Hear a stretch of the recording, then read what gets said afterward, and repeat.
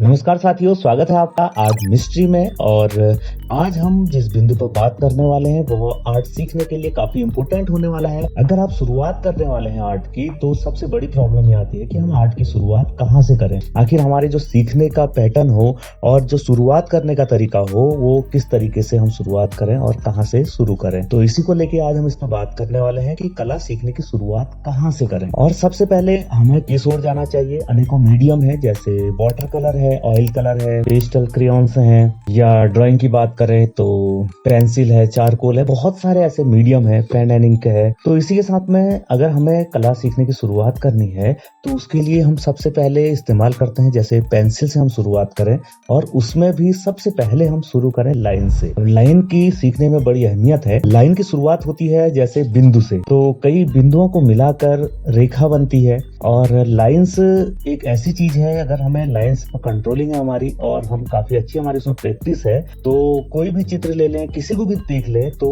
वो जो ड्राइंग बनी हुई है वो उसका बेस लाइंस ही है। अगर आप डिजिटली भी वर्क कर रहे हैं या आप मैनुअली वर्क करें, किसी में भी आप वर्क करें, तो लाइन दोनों में सबसे इम्पोर्टेंट है। अगर लाइंस हमारी सही नहीं है या हमें ड्रॉ करना नहीं आ रहा है, तो हम किसी भी इमेजिनेशन को एक मूर्त रूप देने में सक्षम नहीं हो पाएंगे। तो आप देखते हैं, जैसे हम अपने कंप्यूटर पर भी कई बार आर्ट किया होगा, या हम ड्राइंग कर रहे हैं, या हमारे माइंड में आया कि हमने कोई बर्ड्स बनानी है, तो अगर वही बनानी है या कोई हट बनानी है, तो इस्तेमाल किसका होना है? लाइंस का होना है।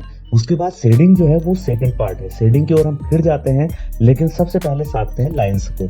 लाइंस के बाद फिर आता है फॉर्म, कि कौन कौन से फॉर्म है, कौन से फॉर्म्स में हमने वर्क करना है। तो अगर आर्ट की आप शुरुआत कर रहे हैं तो ये बात जरूर ध्यान में रखें कि लाइन प्रैक्टिस जरूर करें। अब मैं लाइन प्रैक्टिस का कुछ उदाहरण आपको दिखा देता हूँ। जैसे ये मैं भी अभी लाइन प्रैक्टिस लगातार करते रहता हूँ, क्योंकि लाइंस पर अगर कंट्रोलिंग बनी रहेगी तभी हमारी आर्ट्स पर भी कंट्रोलिंग बनी रहेगी। तो इसलिए लाइंस को जरूर अपने डेली रूटीन में, अपने दिनचर्या का एक हिस्सा बना लें। अगर आप आर्ट सीखना चाहते हैं कि लाइंस प्रैक्टिस जरूर करनी है। कोई भी खाली पेपर ले लीजिए, या आप न्यूज़पेपर पर भी प्रैक्टिस कर सकते हैं, और 2B 4B कोई सी पेंसिल यूज कर सकते हैं आप। तो किसी भी पेंसिल से आप प्रैक्टिस स्टार्ट कीजिए। उसके बाद आप देखेंगे कि कुछ ही समय में एक काफी अच्छा सुधार आप में आ गया है। और जहां तक शुरू करने की बात है, तो हम सीधे वाटर कलर या कोई कलर से शुरुआत ना करें। तो सबसे पहले हम लाइंस अपने सुधारें, उसके बाद हम आकारों की ओर जाएं, जो बेसिक फॉर्म है।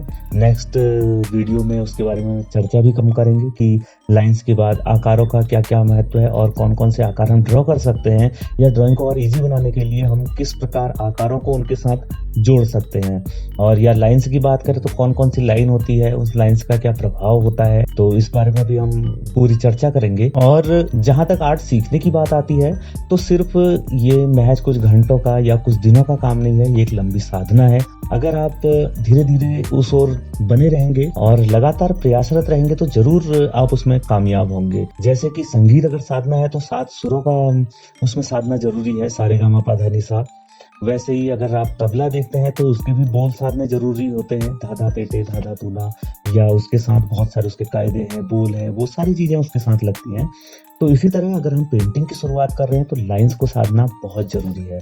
तो अगर लाइंस को साध लेते हैं तो धीरे धीरे हम उसमें आकारों को जोड़ना सीखते हैं। फिर आकारों के बाद हम उनको कंपोज करना सीखते हैं, कई आकारों को हम स्टडी करते हैं। उसके बाद कंपोजिशन आता है, और कंपोजिशन में भी फिर चित्रकला के तत्व हैं, उसकी किस किस तरीके से हमने उसे एडजस्ट करना है, संयोजन के सिद्धांत हैं। और कंपोजिशन के बाद फिर उसके साथ कैसे हमने कलरों में उसे ऐड करना है। तो ये सारी तमाम चीजें क्या है, धीरे धीरे एक के बाद एक उसमें जुड़ती जाती हैं। और ये सारी चीजें आपको यहाँ पर मिलेंगी। आप बने रहिएगा, और काफी यूजफुल ये वीडियोज आपके लिए होंगी।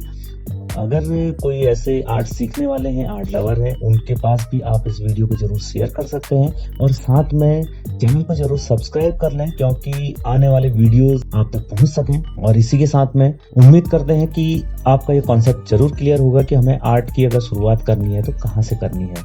और इसी के साथ हम मिलते हैं नेक्स्ट वीडियो में।